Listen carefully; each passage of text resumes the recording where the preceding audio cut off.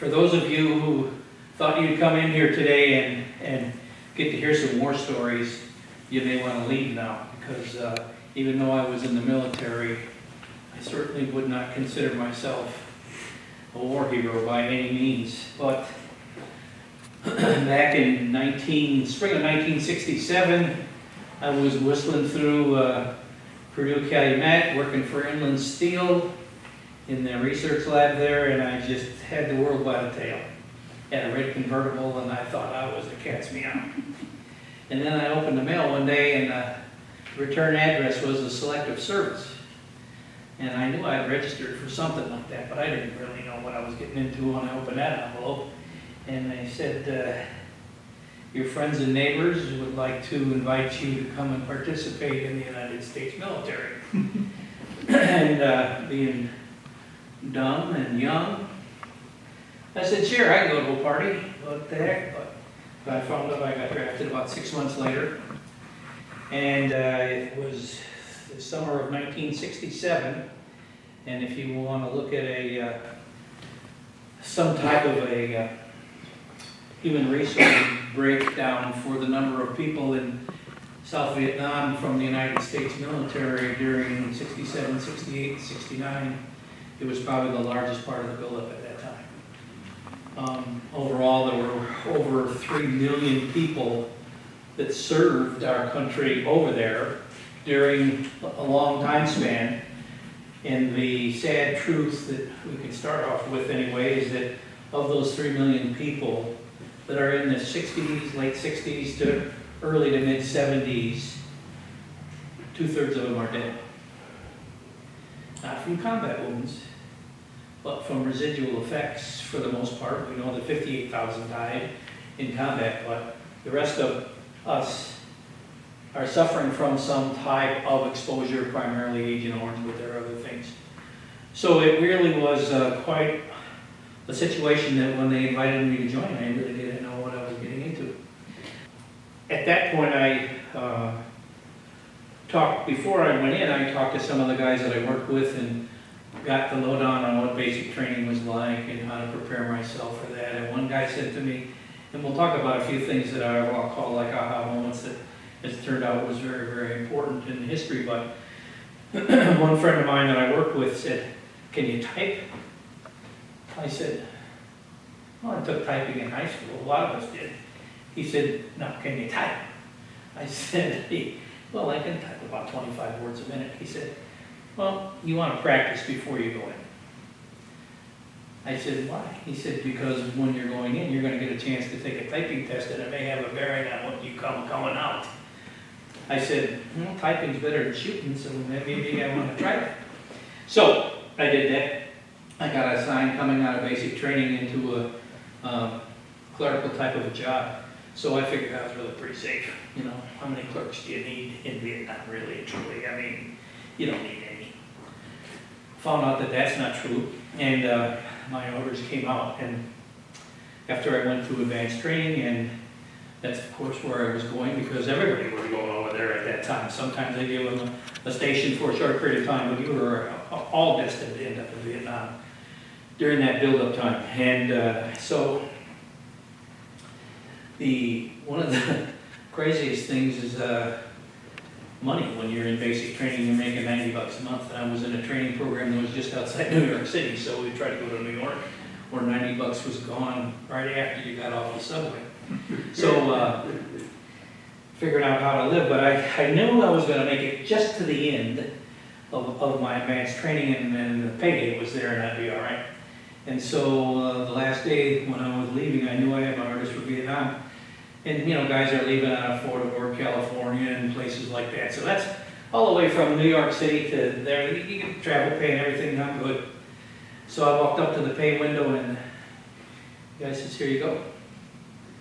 And I looked, and I had a subway token and a bus ticket. And I'm expecting $300-400, and I said, wait, but I'm going to Vietnam. He said, "Yeah, but you're leaving out of Fort Dix, New Jersey.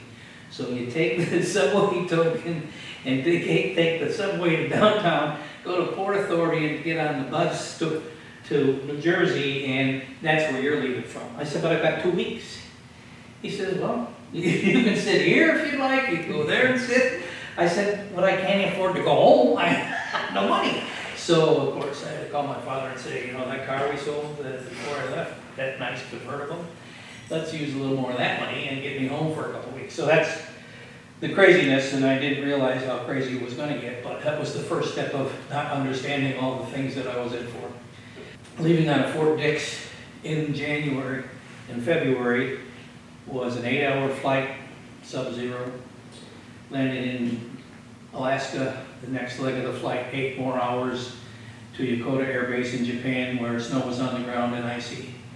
And the last leg ended up in a place called Binwa, just outside of Saigon, where it was 95 degrees and 98 degrees humidity, and your body goes, and you can't even move, you can't breathe, you can't sweat. So to help you with that transition, they tell you to go fill sandbags. I found that not to be the way to do that, but, and I was able to get lost for a few hours, but.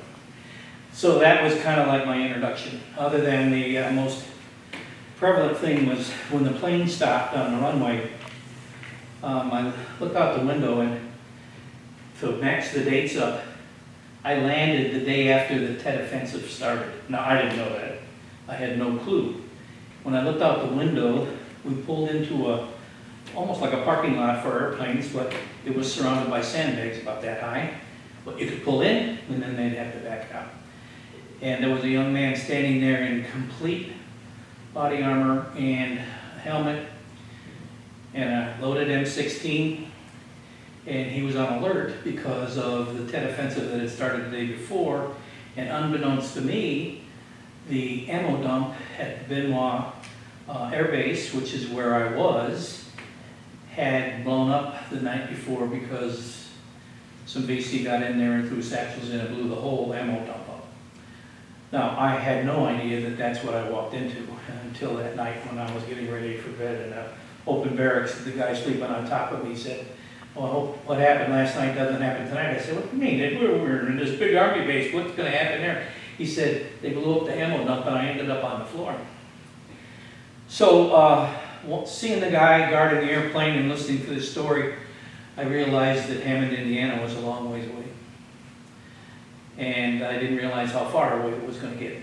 And so, I won't bore you with the rest of the details, but I was assigned to a signal unit. The map is really a good thing to have. We were down just outside of Saigon, right up there. And as I told some people earlier, at that time they were really bringing the military up to standards that we had here in North America. And so we had a telephone switch here in Saigon. We had a telephone switch in Da Nang, Nha Trang, Vung Tau, and Cam Ranh Bay. So we had a network of 5 different locations. There were actually telephone switches. 20 years ago, you could have gone downtown to any of our towns around here and found the same piece of equipment or building full of equipment that we had. And we just had it wrapped in a metal building, and if the VC had known what we had, they would have been more than happy to play havoc with our communication system, but they had no idea what was inside these metal buildings, and they just walked by because they weren't thinking the way we were thinking as far as doing stuff like that. So these things I all found later when I finally got to my unit, but the first day, really the first week I was there, you know, you're getting acquainted and trying to figure things out, and my job was certainly not logistics. I wasn't making phone calls. I was working for a captain, and really not too much to do some days. But the first Sunday, I went to the snack bar. And I walked in the snack bar, and we had about 500 guys here, so it was a pretty decent snack bar. Vietnamese people were manning everything, and so it was pretty nice, and I didn't know many people, and there was some guys over playing cards over in the corner, and they knew I was new, and you can tell you're new because your green uniform is bright green. It's a jungle fatigue, it's really light material, but it's a bright green. And then when you've been there about half your tour, it's kind of a medium color green. And when you're ready to go home, it's a washed out color green. Some pieces of your uniform look almost white because it's washed out. So you could tell immediately when I walked in the door that the new kid on the block is here. And So they motioned me over and introduced themselves to me, and they taught me how to play hearts. So it's a skill set that I still possess today. Haven't made any money on it, but at least I have a skill. So we were talking, and they said to me, you have a Jeep, don't you? I said, I do. I mean, it's a my Jeep. I mean, my boss is the one who's signed out for it, but I have access to it. And they said, good. So, mind you, I was about, at that time, where I pointed to is just outside of Saigon, probably about a 20-minute Jeep ride to the heart of downtown Saigon. So they said, good, next Sunday you can take us to the orphanage. Orphanage, we're here in a war-torn country, and we're assigned to do all this stuff that, you know, you do in a war, and what are you talking about an orphanage? So they said that they had known about this orphanage, and whenever they get the opportunity, they go up, and usually on Sunday afternoons, there's not as much duty going on sometimes, and so the next Sunday we packed into my Jeep and off we went. I had no idea, once again, what to expect. And when we got there, a couple of guys hopped out, went and knocked on the gate, and I mean, we were in the heart of Saigon. And the gates, two gates swung open. We pulled the Jeep in, and there were 100 children running around. And they were so glad to see the GIs. And as I've determined over time, they were glad to see the GIs because with 100 kids and maybe 5 or 6 people working there, they were crying out for attention. And what their history and stories were, because they couldn't speak any English, you could only assume. Some of the kids were burnt from napalm. When they would hit, it sprays, and so they might have been on the edge of something. Some of them were missing limbs.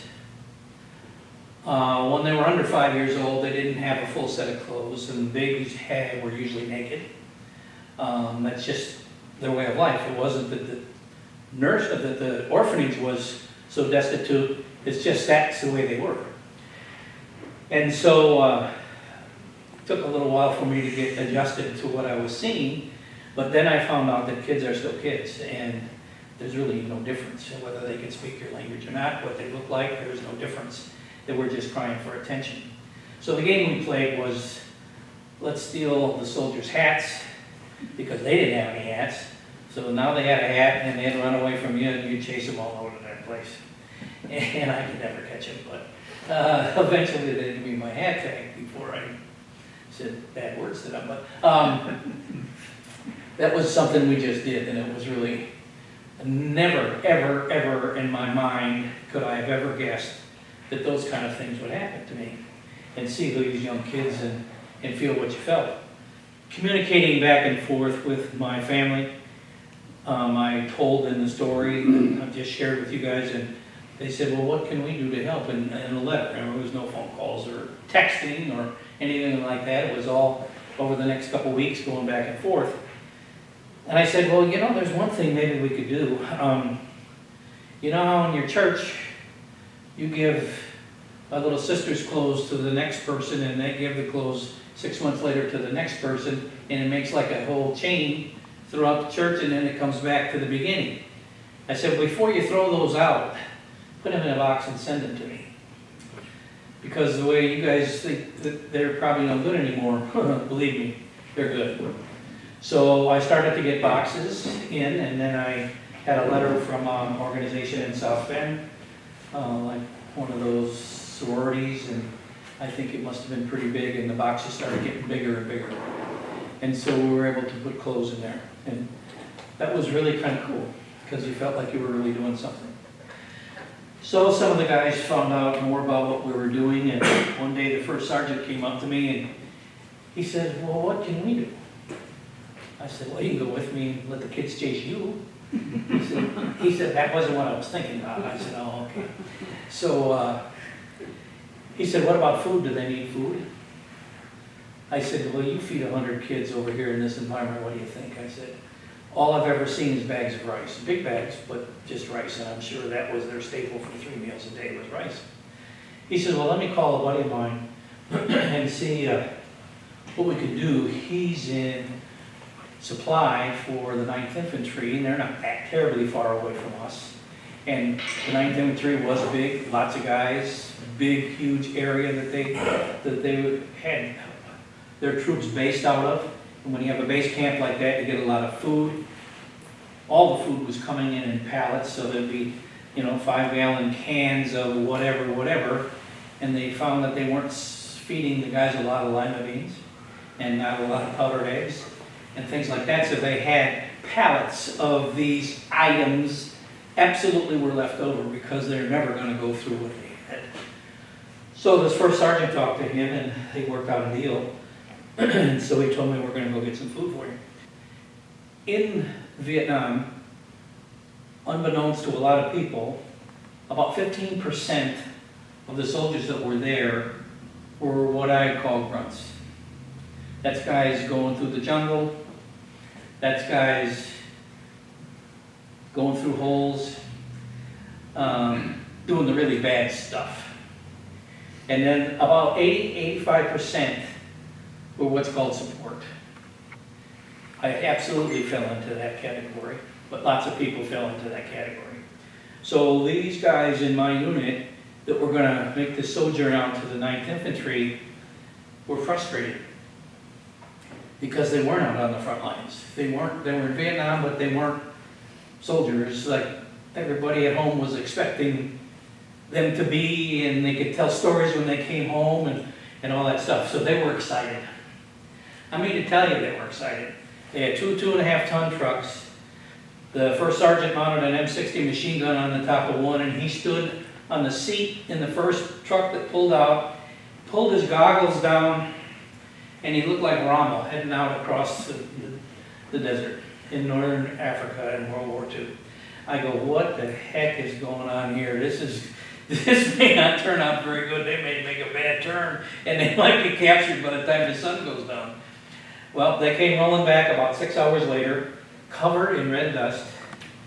The goggles go up, and their faces are all covered in red and white spots around their eyes. I'm just laughing when they came in. But they had 2 pallets in each truck filled with food. Now, we had no place to put it in our unit, and so they said, what are we going to do with this? I said, sun's still up, let's go to the orphanage. So I got in my Jeep, they followed me, got to the gate, knocked on it. The lady who ran the place was a nun. I have no idea what her Vietnamese name was, but we just called her Miss Thank You. And so to this day, it's the only name I have for her. But she came to the gate, she says, oh, Bob, what do you need? I said, you may want to open the gate, we got some stuff for you. And in came the 2 trucks. And we needed to get all this stuff unloaded and back to our unit by the time curfew hit. So the kids came out, all 100 of them, or however many. We had a human chain of people, 1 can at a time, into their storage basement in the bottom. And I just stood back and looked and watched all this happening and said, you have to be kidding me. How could this happen? And we emptied out 2.5-ton trucks of food. I don't know how fast, but it was like I had to be a world's record because those kids were just going crazy. It was something that made you feel good in the middle of a mess. Absolutely made you feel good. And there were other things that happened during that time. The day my boss, who was a captain, was driving him, and I had my rifle with me, and there were things happening in Saigon. So to get in and out of Saigon, you had to get in a caravan, like they wouldn't let you go by yourself. So you convoy, and so there was a convoy going. So I got in the convoy, and we were at the very end of it, and I kept up with everybody. On the way back, we had to wait at the bridge, and there were things happening, and so we had to wait till that convoy was ready to go because we knew they were going to go right by our place, so we could cut off then. And so I was keeping up, and this captain says to me, oh, why are you driving so fast? I said, well, sir, I want to stay with this convoy. I think it's probably the right thing to do, don't you? He said, well, I'd rather you slow down. I said, why is that? He said, if you get shot, I don't want to wreck the Jeep. So with that mentality, I knew I was in the Army again. So he asked me one day not long after that, he said, you know, they'd like me to transfer. I said, can I help you with your bags? She said, how fast can we get him out of here? And another guy came and took his place. He was really, really a good guy. And he would have never told me to slow down. He would have told me to pass him. But just the crazy things that happened in the military. To this day, I don't know why. He was worried about me getting shot in his Jeep wreck. He really wasn't worried about me at all. But so that's kind of some of the crazy things. At the end of my tour, my boss knew what was going on, and at that time, if you were in Vietnam, all the units were looking for awards so they can hang a new ribbon from their flag and come home with 3 new ribbons and all this other stuff. Well, the way they got those ribbons was how many medals they could hang on their soldiers. And so my boss thought I'd done a pretty good job. So he was going to give me some award for good conduct or something, I don't know. And he talked to the HR people, and they said, well, if you put him in for that and they turn it down, you're not going to get anything.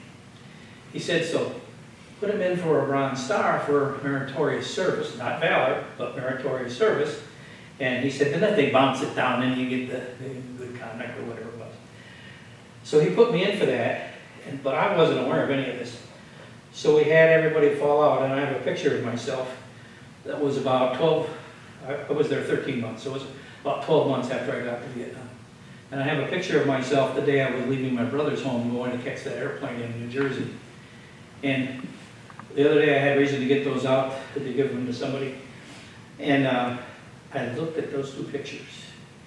And the one that was taken the day I was leaving, I looked like a young kid. I had my military uniform on, I had an overcoat on because it was wintertime. And then I looked at this picture where this colonel was pinning his medal on me. I looked like I aged 5 years at least. I looked at that picture and I said, this is very telling because it's true. When you're in that situation, and I was very, very safe. I had to go a few places that were crazy, and I had full guard duty and all the things that every soldier has to do. And you hear rounds fired, and you hear bombs bursting in the air, and you see napalm going off in the distance at night, things like that. It's not like going to the 4th of July here at the park. It's a lot different, and you know that the end of those noises and those sounds and sights is death. So you do grow up. And when we came home, I don't know, a couple of you guys have been in Vietnam, so this will have more meaning for those that have been there. But I can remember vividly the last day. Because you all know you're not coming home. And this is the last day, right, Dale? You know in your mind. And so something's going to happen today because this is the last day. And we got up early in the morning. My boss and a couple guys gave me the 30-mile ride to Benoit, same place I came into. I hopped out. And while I was clearing there, just so you know, the security they use have a duffel bag stands about that tall. It's got all your clothes in it. And you packed it for the last week. Maybe 2 weeks because you knew you were going, you couldn't wait to get the heck out of there. And so all your clothes are folded neatly in this bag. And I happened to bump into a guy who I was in basic training with. And I said, Harp, what are you doing here? He said, oh, I've been here for a few days. I said, Harp, you're supposed to be here one day and get out of here. He said, well, they made me stick around a little longer. Because when you're getting ready to leave, you take that duffel bag and you turn it over. And you shake it so everything comes out. And the guys that are stationed there go through and look at what's in your bag to make sure you're not taking home bullets or guns or pot. And so my friend Harp, that I haven't seen since basic training, when this happened, this is what he says to me. When I went through my duffel bag, somebody pushed a bag of pot over by my bag, and they thought it was mine. He said, I've been here, and they've been threatening not to let me go home. I said, well, first, Harp, I'm thinking it was yours. That's my first reaction to this. And since it's hot, I'm betting you're gonna get out of here, just not the day you think. Well, he happened to get on the plane I got on that night, but story that's very poignant is after that, the day was just wait in line, go here, wait in line, go here, wait in line, go here, and then later on in the evening, we're trying to figure out when we were leaving, because we knew this was the last day, we were gonna get killed somehow that day. And they put us in a bus, we said, oh, we're getting in a bus, that's good. And then they took us to the airport X section of the base, and got us out, and there was a screened-in building where 250 people could sit in chairs like this. That was it. That's all that was in there. Screens all the way around, a couple doors, and you just sat, and literally the runway ended right there. So you were just a brief walk to the plane you were going to get on. But they don't tell you what time, and I doubt if they knew for sure what time the plane was coming. So so you're just sitting there. Oh, what are you going to do? We're going home, and in your back of your mind, you know something's going to happen, so you're not going to go home. And finally, into the runway, you see the lights of an airplane, and he comes taxiing right down here. And he opens the door, and down the steps come 250. There's 250 you sitting here, 250 come off that plane. But the difference, remember we talked about the color of the green? They all had bright green. And we had gray green, dirty green, whatever you want to call it, but it wasn't green when you first looked at us. And in this building, where the chairs were set up, there was an aisle right down the middle.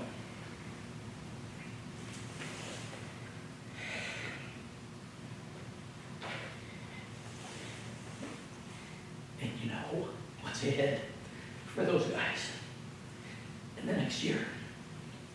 And they're walking right past you. And you know they're not all going home. You don't know what percentages are going home, but you know they're not all going home. And as bad as we wanted to get out of there, we wanted to take them back with us. Because we knew what they were going to go through the next 12 months.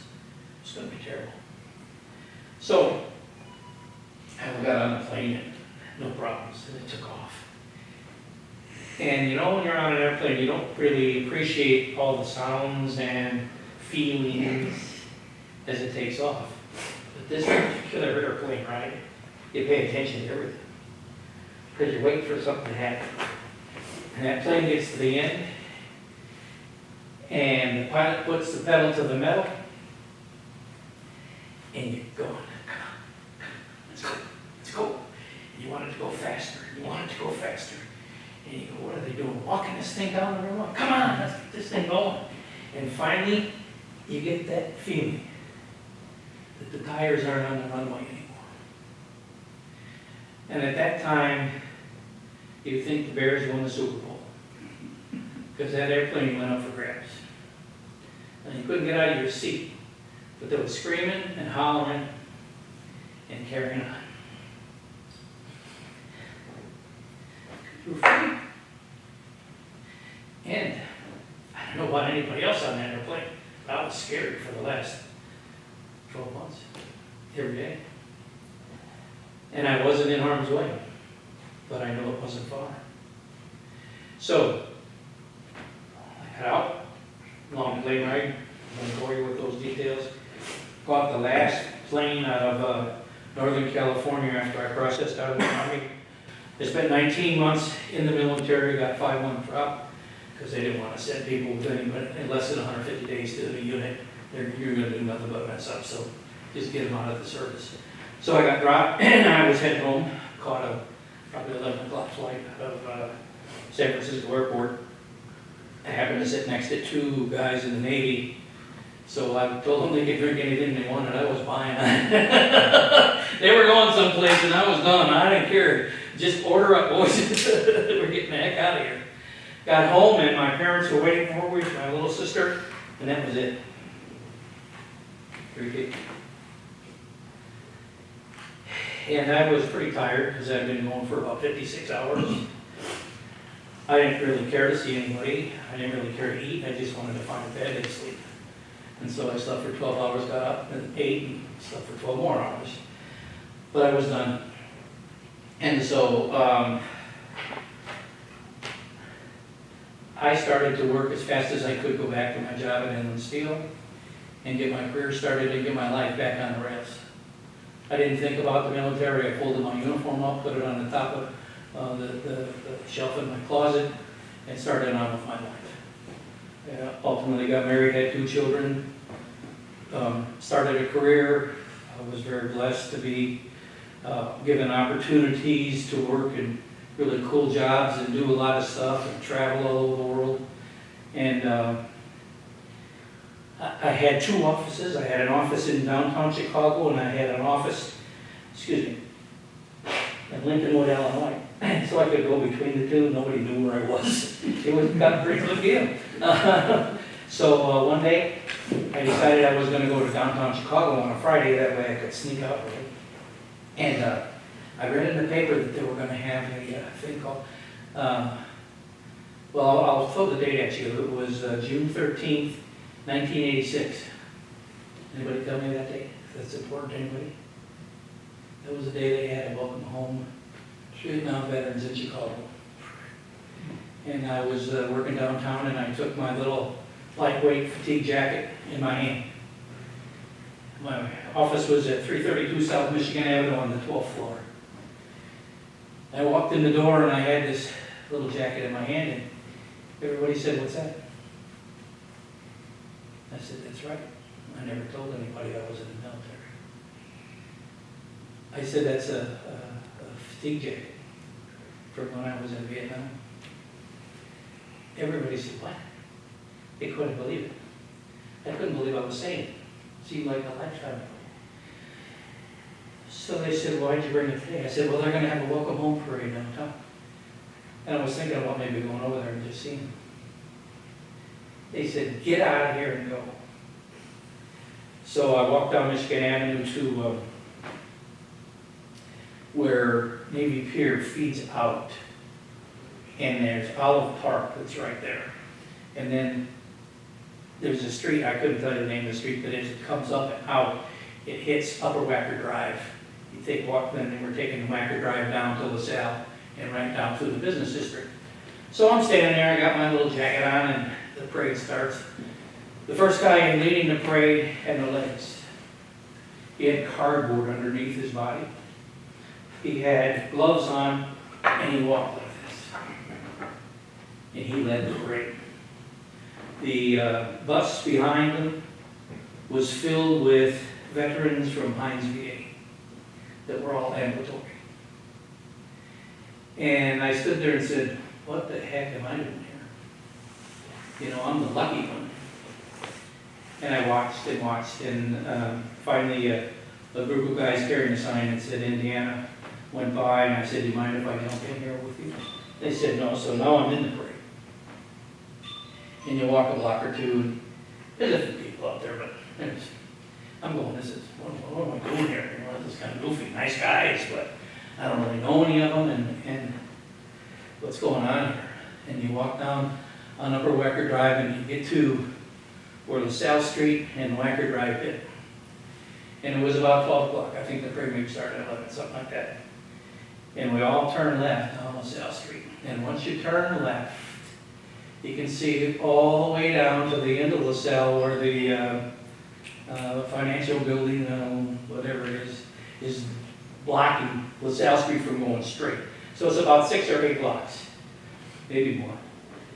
And when we made that turn, all you could see was confetti.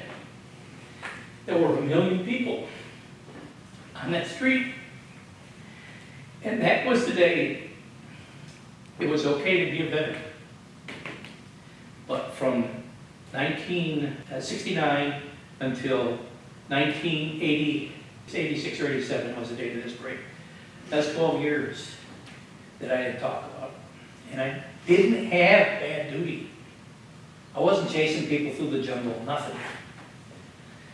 And so from that day forward, it was okay to talk about it. It was amazing what that 2-hour time frame spent. It changed your life. And when we turned to go, the parade was going to end up at Granite Park. So you had to turn in front of the financial building, and the street was very narrow there. And so it was to a point where we're almost walking single file there, maybe 2 or 3 abreast instead of 10. And I looked over, and on the sidewalk was a guy dressed in a World War II uniform. And he said, "Can I walk with you?" He said, "When we came over World War II, we never had anything like this." And we just grabbed him and pulled him. And, you know, I can't tell you what happened in that 2 hours. But it became okay. So, I still folded the uniform up and put it back in the closet though. And I wasn't involved in any military activities at all. I conducted my life, continued on with my business career that I had, and that was pretty much it. And I was in sales and marketing. And so, sales and marketing people know that they're retired when nobody hires them anymore. So in the late 2000s, that was where I was in my career. I wasn't getting hired anymore. But I'd had a good career, a good run, and done a lot of things, so I was okay. And I'd planned for my retirement because I figured I'd golf every day. Now what I didn't realize is that when you're a bad golfer and you golf every day, you frustrate the hell out of yourself. And so after a period of time of losing $2 or $3 to your buddies and kicking your golf bag and throwing your club because you can't play golf as good as you thought you could, I decided I needed to find something else to do, but I had no idea what to do. So it was Labor Day of 2010, and I walked into the golf course in Valpo that near where I was living, the course at Aberdeen, and they said, "Put $1 in the basket." I said, you know, they're asking for $1. I mean, they're not asking for anything that's going to hurt anybody. But I said, "What do you want $1 for?" I was being a little bit of a smart aleck with the golf pros there, and they said, "Well, it's for a charity." I said, "Okay, what charity?" They said, "The charity's called Folds of Honor." So, I said, "I don't know anything about that." "Well, it's really a good charity." I said, "How good?" "Well, it's a good charity." They knew nothing. And they said, "But here's the website." I said, "Okay." So I went and golfed, frustrated myself again, went home, looked up that website, and I read this story. The founder of Folds of Honor is a guy named Dan Rooney. Dan Rooney grew up around the golf industry. He had gone to Oklahoma State University, played on a golf team, and decided he wanted to be a pro golfer, and tried that for a year and realized he was going to go broke and get very hungry real quick because he wasn't that good. So he said he was going to fulfill his real dream, which was to fly F-16, so he joined the Oklahoma Air National Guard and got accepted and was trained to fly F-16s. When activity started in Iraq, he was called to active duty and deployed 3 times. His second time, he was coming home. He was going up to Grand Rapids, Michigan. He had family up there. He was living at the time in Owasso, Oklahoma. But his family was up in Grand Rapids. So he was on a plane that was going to land in Chicago in the evening, and then he was going to catch another plane and go on up to Grand Rapids. When he got on, he saw a guy up in the first part of the plane. I don't know if it was first class because I don't think it was that big a plane, but here was a guy dressed Army uniform. Just noted that, didn't do anything about it, just noted it. And when they were getting ready to land, the pilot said, "When we land here at O'Hare, I'd like everybody to please stay seated. We have a hero in the underbelly of this plane, and we would like the family that's there waiting for him to be able to accept this body and without us having commotion up here. And so if you just stay seated while we unload it." Well, Dan happened to be sitting on the right side of the plane so he could see the unloading. And I'm repeating this because I've watched this video about this story and I've heard it a couple times. But he sat there speechless. And he saw the 8-year-old son as part of the entourage. And he had 2 children at home waiting for him. And when he turned his attention back to the plane, he realized about half the people had declined when everybody had been asked not to. But he picked up his phone and he called his wife. And he said, I don't know what happened, but our lives just changed. So that was, I believe, in 2006. Over the next 2 years, he formulated a plan to create the Folds of Honor. And Folds of Honor is a scholarship program that provides scholarships for children who've lost a parent or a severely wounded parent post 9/11. And because he was active in the golf community, was why the basket was in my golf course. And so, trying to get something like this uplifted, you're going to grab every straw you can see and swing from every limb you can find. Right, Leon? Yep. How many times do you have to go here or go there to get your charity program off the ground? So he's running all over the place. And but then he said, wait a minute, I know the golf community pretty well. So he took his plan to the USGA and the PGA at the highest levels and explained what he wanted to do. And they looked at him, a golf pro, at a local course, an F-16 fighter pilot, and said, maybe we've just found our poster boy. So they got behind his ideas of raising money for a foundation and pushed it, and that's why the basket was at the golf course. And that's how they started raising money. Today, there are 20,000 kids in the foundation. For each kid who's in the foundation, they get $5,000 a year for 4 years. Every year they apply again and again and again, and they get $20,000 over the course of 4 years of education. They can go on and get more if they go on to graduate school, things like that. Sometimes you can get at some of the money earlier if you go to a private school or there's money needed for high school or grade school or things like that. But fundamentally, the program is for college. And now if you do the math, I know I went to the Hammond school system for most of my career at TF North for my high school days, but I can multiply 20,000 times 20,000 pretty quick. And if I get the zeros counted correctly, I get to $400 million really fast. And that's the mission. I said to the golf pro, at that time I didn't know that, and that wasn't the goal at that time, anywhere near that number of students. And at that time they were only putting 2,500 in, not 5,000 in. I said to the golf pro, I said, the next day after I had watched this and figured this out, and while I watched it,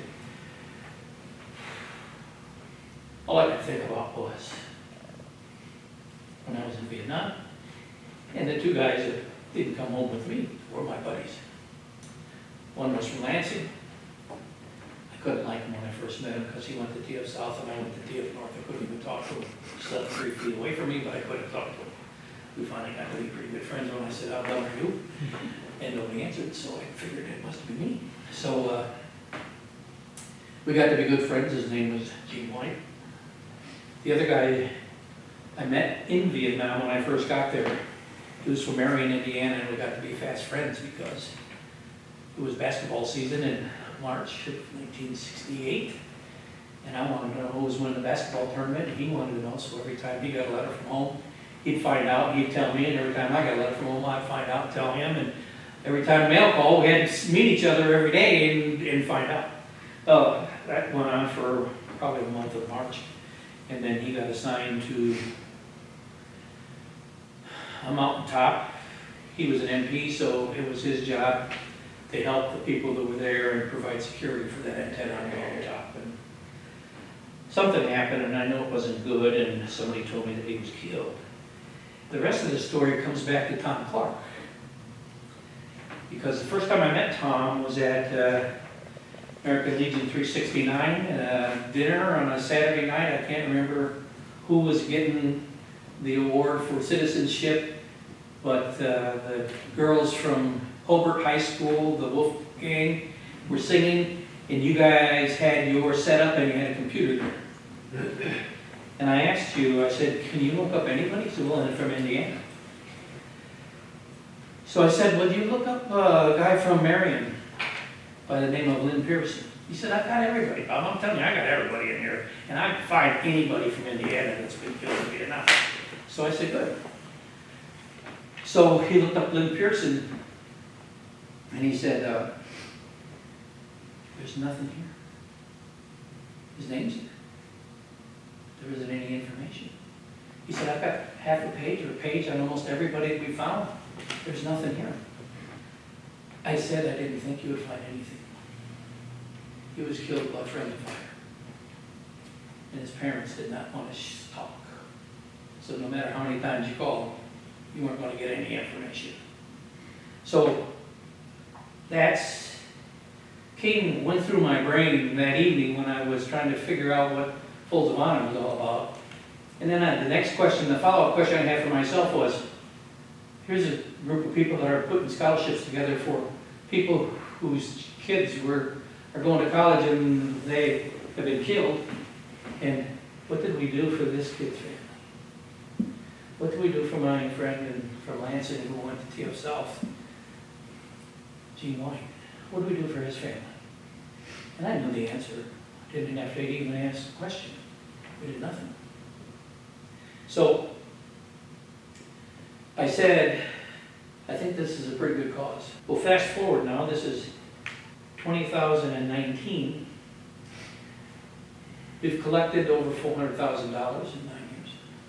We've probably donated enough for 20 scholarships, 30 scholarships. Because even though you collect the money when you're running golf outings and things like that, it's not all profit. So you got to figure out how you can rob Peter to pay Paul when you get done at the end of the year. Sometimes Peter's not too happy, but we get it done. And we've gotten other golf courses involved. This past year we probably had 22 golf courses involved. But along that way, I'll finish up with one more story. As we started to do this work in Valparaiso for these kids, I said, man, there's an armory right down the street here. Why don't I go there? It's the 713th Combat Engineers. I'm going to go there and meet them and get them involved in this. They got to love this. This is their kids that we're raising money for. So I go down there, knock on the door. Here comes a guy by the name of Ben Joy. Ben Joy doesn't have all the metal on that day that he has today.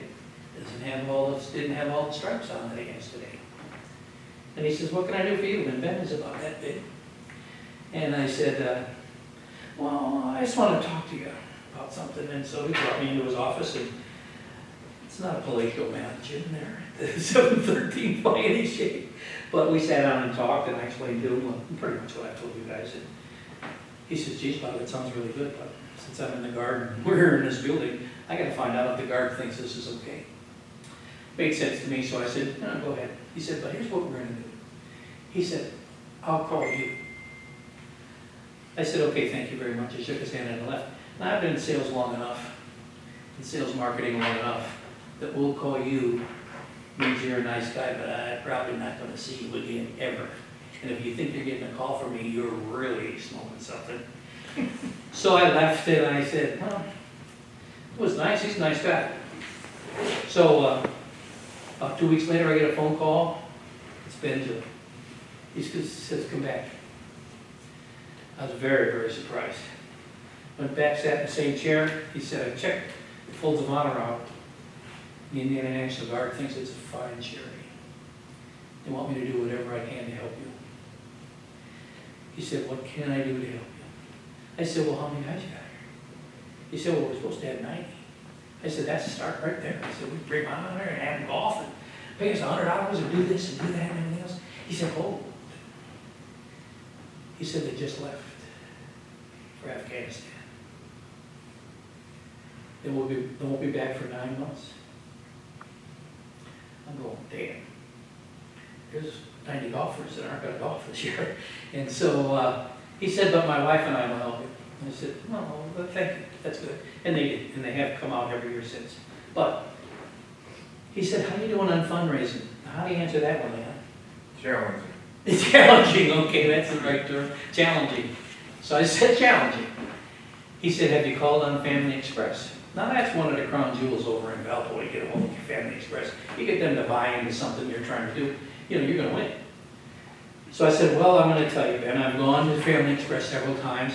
I said, I have these lovely folders, they're nice bright red, they say Fold of Honor on them. I got some nice pictures in there, I got all this information about what we're doing, but I can't see anybody, and I leave them there and nothing happens. He said, well, here's what you're gonna do. He says, you're gonna pick up the phone, you're gonna call the front desk, and you're gonna ask for Spiro. Now, what you don't know is that is a family-owned business. The father started it, and the father has 3 sons. And Spiro's the middle son. And what you don't know is and this is Ben talking to me, he says, Spiro deployed with me in 2005 to Iraq. You get Spiro on the phone and tell him the story you told me. And he said, if he doesn't listen to you, you tell him that Ben Joy is going to personally come down to Family Express and kick him in the chest. And I said, I can do this. I can be the middleman in this conversation. This is not going to be tough. So I did exactly what he told me to do that afternoon. I picked up the phone, I called the number, I asked for Spiro. The receptionist said, just a minute, I have to connect you. And I could tell by the way the connection was going, I wasn't getting connected in the building, I was getting outside. So she was throwing me to his cell phone. And he says, hello. And I said, Spiro, you don't know me. Ben Joy told me I needed to come down here and talk to you, or he's going to come down and kick you in the chest. Spiro said, what would you like to talk about? The rest is history. Spiro and I have become great friends. Ben Joy has become a great friend. I'll end on a sad note, though. Well, all those guys were in Afghanistan after their about 3rd week there. They were combat engineers, have a unique job in the military, and they clear roadside devices of IEDs. And in my opinion, it's probably the most dangerous job in the United States military, bottom line. And so they had only been there a few weeks, maybe even less than 2. And they were clearing a road, and a Humvee was ahead. And as their commander told me, he said, Bob, it was the loudest explosion I've ever heard in my life, and I've been around ordinances my entire life. I worked on the Gary Police Department, worked in the Hammond Police Department. I have never heard an explosion like this ever. 4 of them were killed instantly, and one, I don't think his seatbelt was working that day, so he was sitting there untethered in the Humvee, and he went through the roof. And so he didn't get blown to smithereens. And he's still lives in his community. He's been through all kinds of treatment, PTSD stuff, hyperbolic oxygen chambers and all that kind of stuff. He's relatively normal. He's had multiple back surgeries, but he's doing quite well. So when that happened, I went and saw Ben again, and we cried together. And about 6 months later, 2 more got killed. They got caught in the crossfire. Saw that in the paper and went down to see Ben hit. And he said, you know, Bob, we're just starting to get on an even keel again. So that was the largest incident of death in the history of the Indiana National Guard in one deployment. About a year and a half later, I got a call from Ben had gone back to his private job, and the guy who had taken his job was a guy named Kyle Leonard. He said, Bob, what are you doing? I said, I'm over here on the other side of town. He says, how fast can you get to my office? I said, with or without breaking laws? He said, without breaking laws. I said, okay, I can get there pretty quick. So I walked in, and here was brother and sister-in-law of one of the young men on this bracelet that I wear. And they told me that they'd been mourning for a year and a half and they didn't want to mourn anymore. and that Kyle had told them that if they wanted to do something in memory of these 6 guys, give me a call, because somehow I know how to raise money. And I only learned it the hard way, because I really didn't know how to raise money, and I learned it all. I made every mistake you could imagine. Maybe Leon and I can compare notes and see if he's made any mistakes I didn't make, but I made them all. By the time I got there, Kyle said, "We even have a name for this event." I said, "You do? How nice." I mean, I wasn't even involved in naming it or anything, but what do you want me to do? He said, "We're going to call it the Sapper 6. And Sappers is the nickname for combat engineers. It's an old military term. I mean, literally old. When there were castles and things like that, they had sappers that would dig underneath the walls, and that's how they'd get inside. So that name has stuck with combat engineers. So he said, we're going to call it the Sapper 6. 3 weeks ago, we had our 6th Sapper 6 event in memory of those 6 young men. 3 of their families show up like clockwork every time. We had a motorcycle run, we had a car show. One of the families, man and his wife, were the lead motorcycle in the motorcycle run. So we do it. I've been accused of a lot of things, but we do this in memory of those 6 young men, so the community never, ever forgets it. And it's our job as citizens of this country to, 1, fill the holes in those families that have lost somebody, because nobody can fill that void, ever. But the only people that can attempt to do it are the citizens of this country, to thank them for their loss that they suffer every day. And nobody can tell those 6 families that we care without coming out and doing something. And the flip of that is that those families want to hug those young men that were on assignment with their loved one, so that those young men, 93 of them, know these families love them and understand.